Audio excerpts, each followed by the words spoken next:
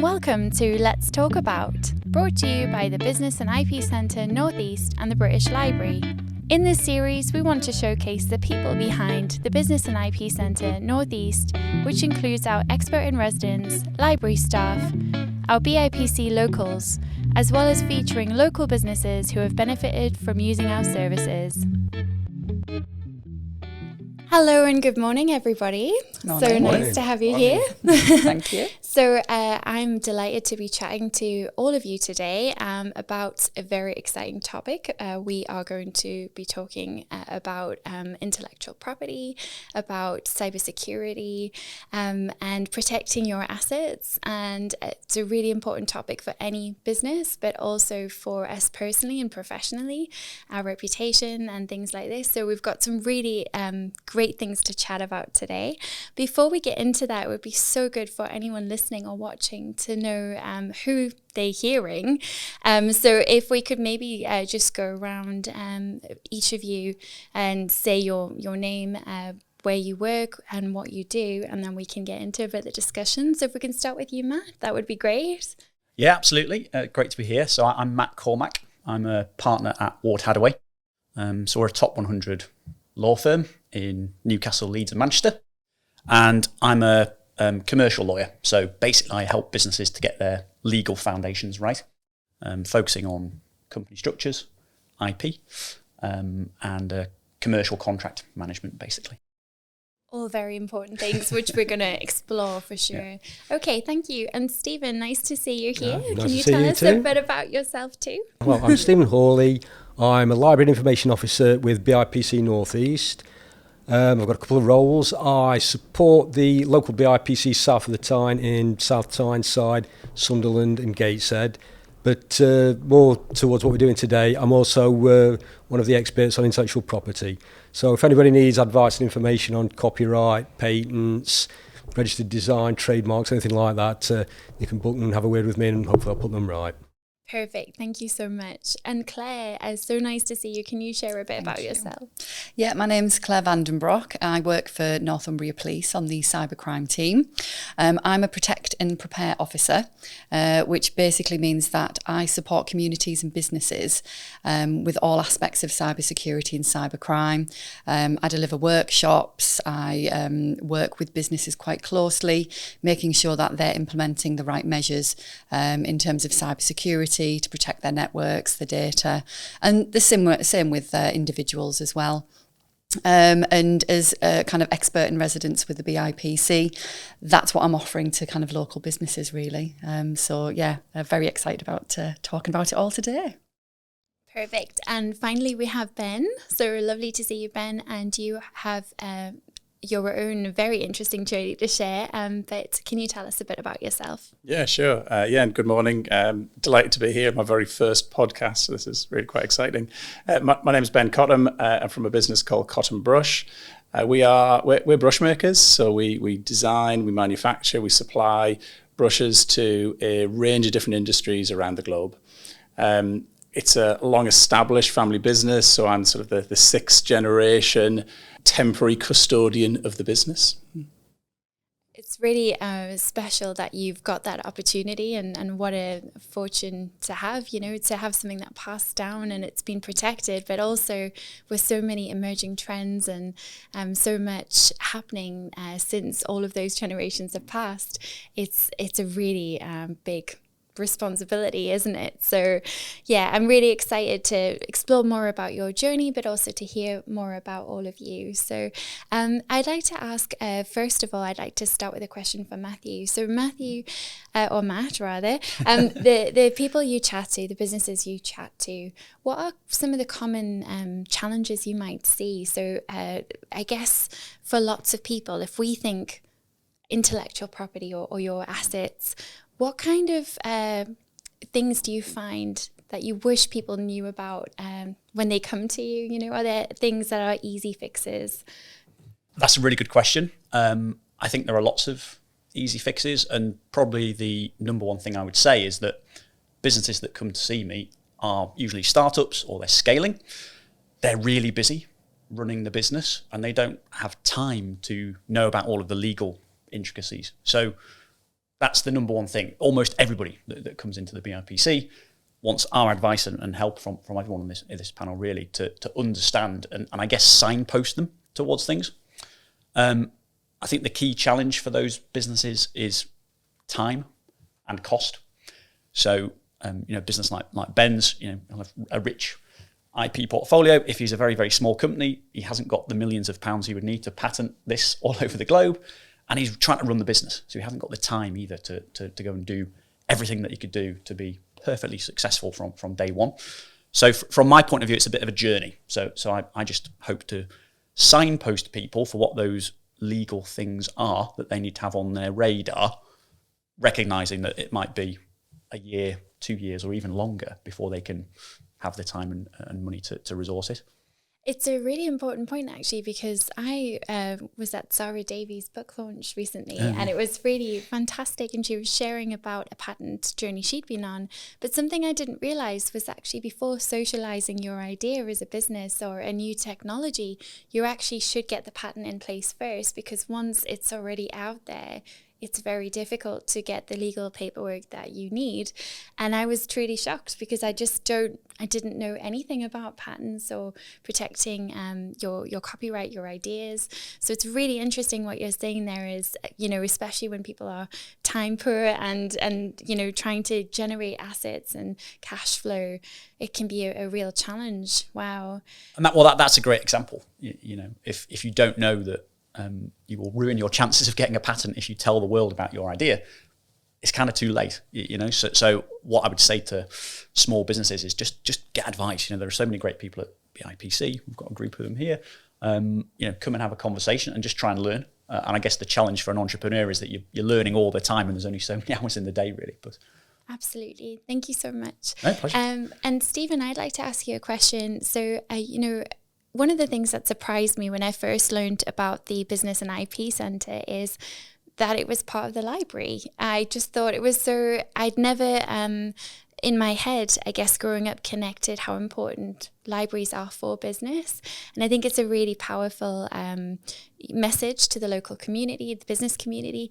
I'd like to know the types of people who maybe come in and chat to you and ask for, intellectual property support or research help or guidance on filling forms. What do you find are some of the issues that people come in with, or some of the needs that they have? Well, we get quite a wide variety of different customers coming in. For instance, recently I had a company that's been working with a local university, and they're looking to develop a medicinal nutrient for a very specific market. That's the top end of the scale. Many of them are startups or very small businesses. Somebody's got an idea, or they want to launch a product or set up a company. Where do we go from here? And it seems to go in waves. At the moment, everybody wants to register a trademark, which is, basically they've got a logo or a slogan and they want to protect that. At one point, everybody who came in had got an app that they wanted to protect. There tend to be a lot of students or recent graduates there. I had quite a few other graduates coming in from design courses. They perhaps wanted to launch T-shirts or clothing line and wanted to protect it, that kind of thing. Other times you have people, they've actually got an IP dispute or problem, and actually I can't resolve that because I'm not legally trained. That's unfortunately not something we do. But I had a lady ran a website, and she was a childminder, childcare, and somebody ran a similar business, and they'd pretty much copied it, everything except the name of the company. And she says, what can I do? And I said, well, I can't give you legal advice, but just as a layman, they look like they've copied that. And if that was the case, you'd be able to take action that they'd violated your copyright. But it just, as I say, you've got that on one end of the scale, sort of quite a large company with a specialised project on another. And it's good. We get a good mix. I think what's really standing out to me is how important it is to have that hub in the city that connects it to people, which libraries often are. And, I know for lots of people, they might say, oh, well, I love the local universities. And but if you are from different walks of life, sometimes going into places like universities can feel quite scary. So I think having a hub and a space in the community is really important. And it's so great that we've got that in our libraries to be able to offer that initial chat, and then perhaps signpost them to Matt or Ward Hadaway or other lawyers or other legal contacts. So it's really great that you've got that there. I'd also like to ask Claire just about, the types of things you are dealing with in the police. So you're actually doing a lot of community work and going out and doing workshops, teaching local businesses about cybercrime. Are there any stories you can share with us of, something that's happened, where you've thought, oh my gosh, like I can't believe this has happened, and how you've supported them in your role? Yeah, I mean, it does unfortunately happen quite regularly. I'm a civilian on the team, and I've got detectives who obviously carry out the investigations. But then what I will do is provide that kind of aftercare support. And obviously, with us being a public service, it's all free anyway, even if I wasn't part of the BIPC. So yeah, I mean, I've dealt with one kind of local business, a printing firm, very, pretty small, about 30 employees, but family run, had been running for decades. But very much like what Matt was saying, in terms of quite a small kind of, upper management level, only 3 people really running the whole show. But they had huge contracts with printing huge banners, over in America for Disney. They had some amazing things going on. But unfortunately, they just never, ever considered cybersecurity and cybercrime. And they did get hacked into. Their networks were infiltrated by a cyber criminal who stole all of their data and kind of held it to ransom. So if you've been watching the news, if you're interested in cybercrime and, kind of watching what's going on in that world, the word ransomware is being used an awful lot. And essentially that is malicious software which is used to hold data to ransom.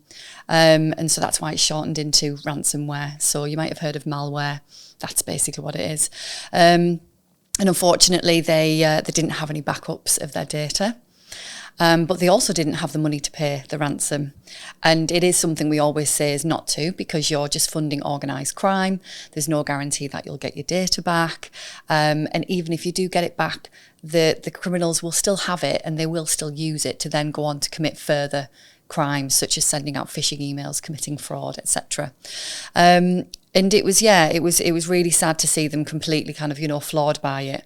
Thankfully, they didn't go under, the business didn't stop operating, but they did lose quite a bit of money, especially in the first few months. So they said, the kind of revenue dropped. They must have lost about maybe £20,000 in the first month alone. And that was due to obviously losing contracts. They had to, from memory, put all of their kind of prices back together, things like that. Yeah, so they just didn't have anything. Luckily, they still had access to their business contacts and their emails, so they were able to communicate to their customers what had happened. And they also reported it to the Information Commissioner's Office, which is what they have to do now under GDPR.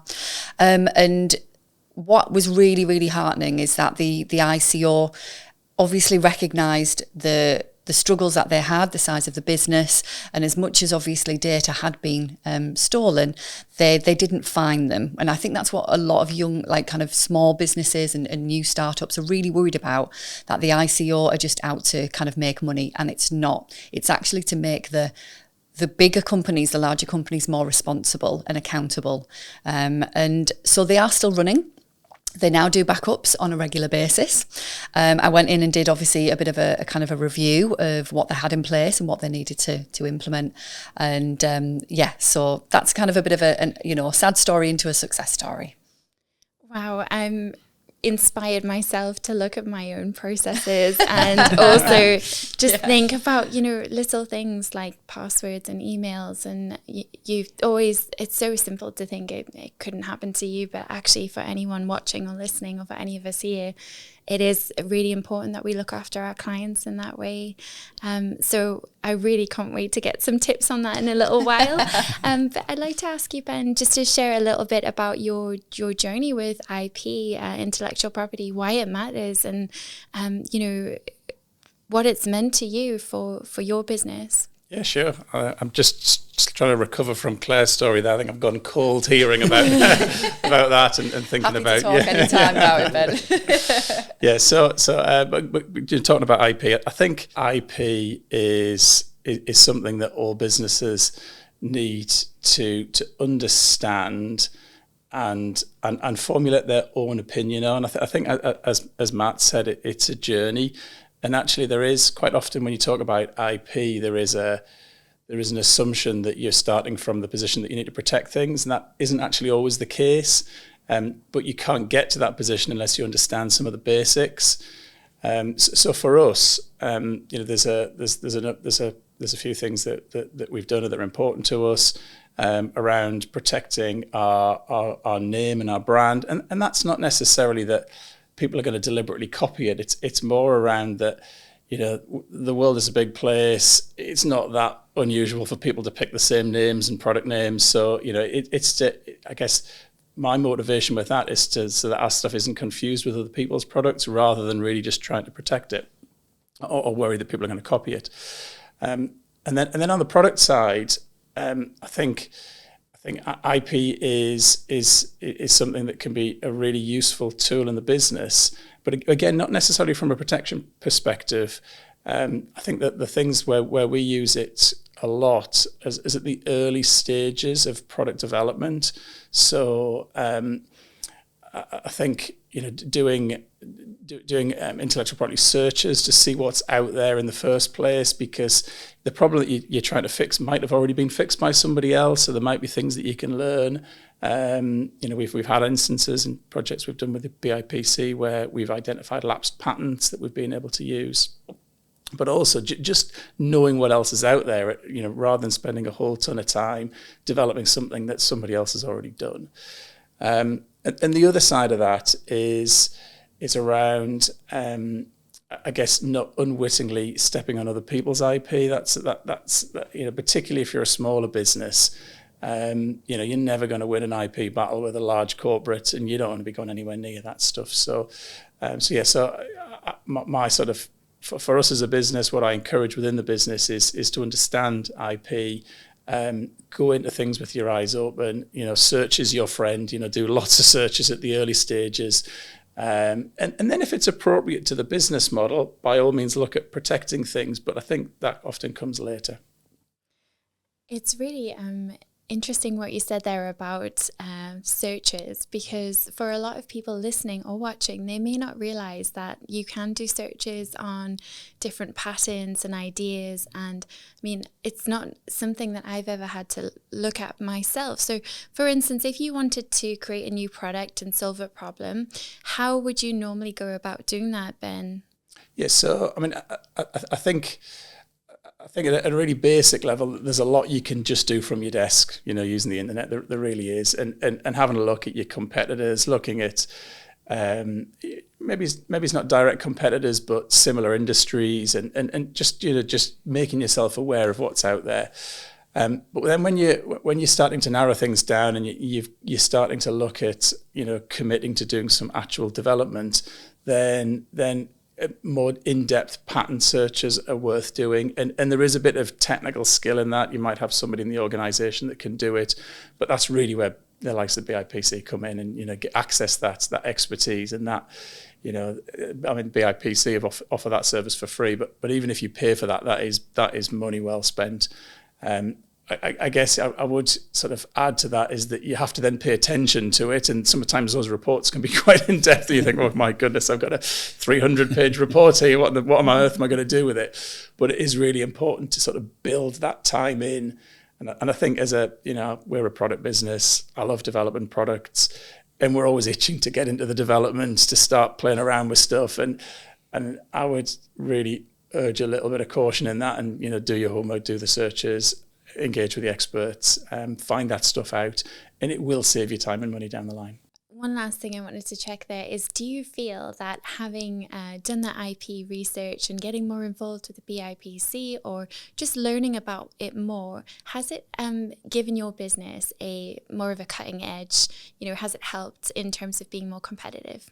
I think our knowledge of IP has saved us a lot of time and effort. So I think to answer your question, has it given us an edge? Yes, it has. I think what I see is quite a lot of discussions in business. I'm speaking generally here, from a position of no knowledge at all around IP, and they're just a waste of time, frankly, those conversations. But they do happen all the time, and having that knowledge means that we can make commercial decisions really, really quickly. Because if you know about something, you can make a quick decision on it, and that really helps, I think. I'd like to ask you, Matt, about negotiating between different companies or the types of issues you might have in the legal sector. So if you have, as Ben was saying, he's experienced times where finding that there are lapsed patents that he would be able to utilize or create new products that solve a problem. I'm just curious about on the other side of that. So you might have a business come to you and say, oh my gosh, our patent lapsed, someone else is creating this product. What kind of conversations are you having in the boardroom? Yeah, so I think there are various different angles to that. I think there's a conversation around what happens when someone infringes your valid IP. So in that example, if someone had a live patent, someone might come to me and say, we've found out that someone is creating this product, we think it might infringe, what do you suggest? And that really is then a very technical thing to look at. So as lawyers, we would engage patent attorneys. So they're the technical science or engineering people who write patents and interrogate them. And as Ben said, if you ever look at a patent, it's a very, very long document. There's lots of diagrams, lots of text, and you really need to be a complete industry expert to work out whether you've got an infringement or not. But as lawyers, that is what we do. We help clients to fight infringements where we think that IP is wrongfully being infringed. And vice versa, we sometimes are involved on the other side of that, where our client receives a claim, that they've infringed someone else's IP. A number of those that we've dealt with through the BIPC, I think Ben mentioned that possibly it's unwittingly infringing, and it happens a lot with trademarks. Trademarks is a big one because I think Ben said it's a big world. People will use different names or similar names all over the globe. And that is where searching is so key, getting that right at the outset. And even just doing a Google search, trademarks are just your name or your logo. Before you brand up a product, Google it and go through the first several pages of Google to see if there's anyone else using it. And sadly, we've dealt with a couple of cases through BIPC where that's not happened, and businesses have had to rebrand.